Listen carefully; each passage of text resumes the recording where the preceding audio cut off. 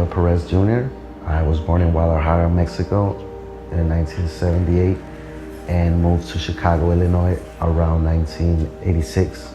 So in the mid-80s, my father received a job offer for a Chicago soccer team called the Chicago Sting. It was great, so we moved to Chicago and I lived in Chicago for over 30 years. Through my teenage years, I always thought that I was going to end up in the military. It was a sense of patriotism, I guess. So I went to the recruiting station and I signed up.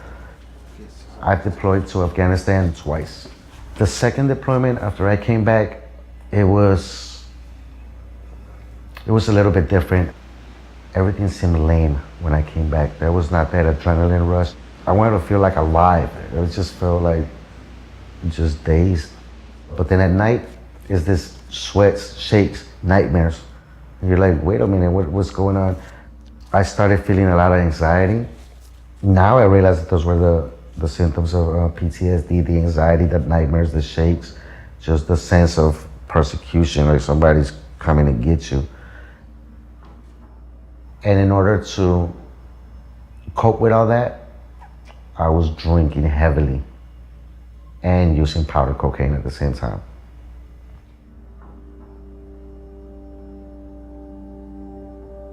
At 1 o'clock, my friend received a call to go make a drop.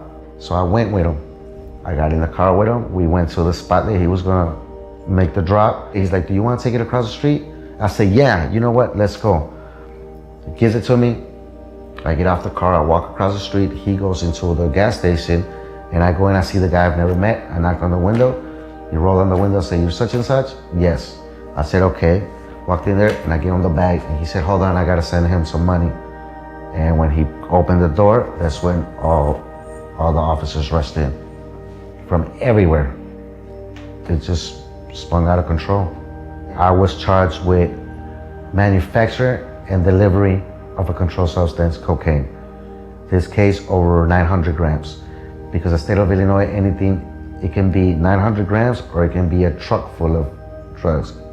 Is the same amount, anything over 900 grams. The manufacturer comes from, if you deliver, that's what I learned afterwards, investigating my case, that if you grab some drugs and put it inside a bag, that's manufacturing.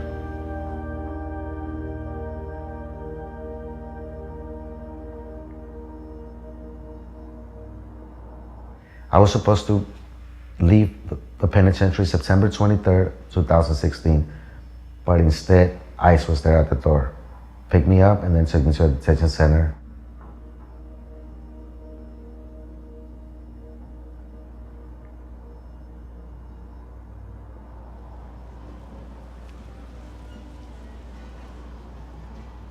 Since I've been in Tijuana, I ran out of medication twice.